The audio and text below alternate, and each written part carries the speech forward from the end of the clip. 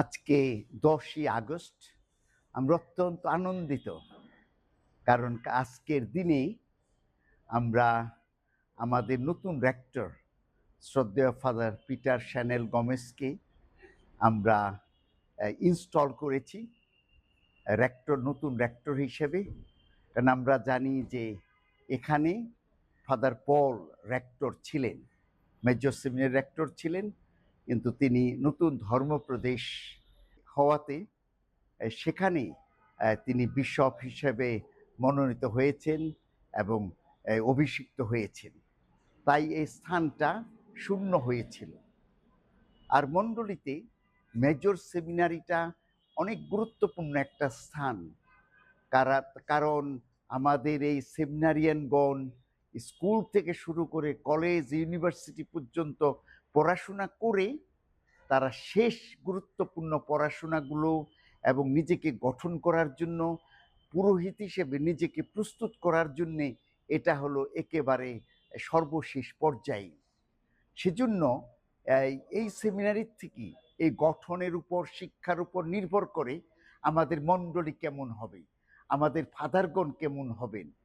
তাই আর এই পথটা এত গুরুত্বপূর্ণ যে বিশপরা শুধু 3 জনের নাম ভ্যাটিকানে দিয়ে দেন। ভ্যাটিকানে এই নির্দিষ্ট দপ্তর এভাঞ্জেলাইজেশন, এই দপ্তরের যে প্রধান কার্ডিনাল তাগলে, উনি তার পরিষদ নিয়ে এই 3 জনের মধ্য থেকে একজনকে মনোনীত করে দেন। তাই আজকে এই আনন্দের দিনে আমরা এই সেমিনারির অনেক সুন্দর ভবিষ্যৎ কামনা করি এবং আরও অনেক মেজর সেমিনারিয়ান এখানে আসুক, তারা সুন্দর গঠন পেয়ে, যুগ উপযোগী গঠন পেয়ে তারা দেশ, মণ্ডলী এবং ঈশ্বরের সেবায় নিজেদেরকে নিয়োজিত করবে, এটা আমাদের প্রত্যাশা। এবং একই সাথে নবনিযুক্ত ফাদার শ্যানেলের প্রতি রইল অনেক অনেক শুভেচ্ছা, ভালোবাসা, প্রার্থনা। এই যে গুরুদায়িত্ব তিনি লাভ করেছেন, এটা যাতে ঈশ্বরের ভালোবাসাতে, তার শক্তিতে তিনি সুন্দরভাবে অনেক ভালোবাসা সহ, স্নেহ, মায়া, মমতা সহ সুন্দর গঠন কাজ পরিচালনা করতে পারেন।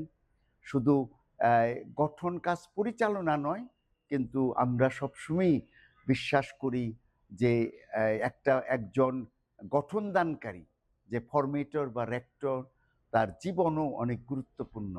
সেজন্য সে সুন্দর গঠন দান করবে, সুন্দর শিক্ষা দেবে এবং নিজে যা বলবে তিনি তা পালন করবেন, এবং তার আদর্শপূর্ণ জীবন দেখে যাতে আমাদের সেমিনারিয়ানরা অনেক অনুপ্রাণিত হয়, তারা অনেক সুন্দর, ভালো, দক্ষ, সেবাদানকারী, পরোপকারী, আধ্যাত্মিক যে ফাদার হয়ে উঠি।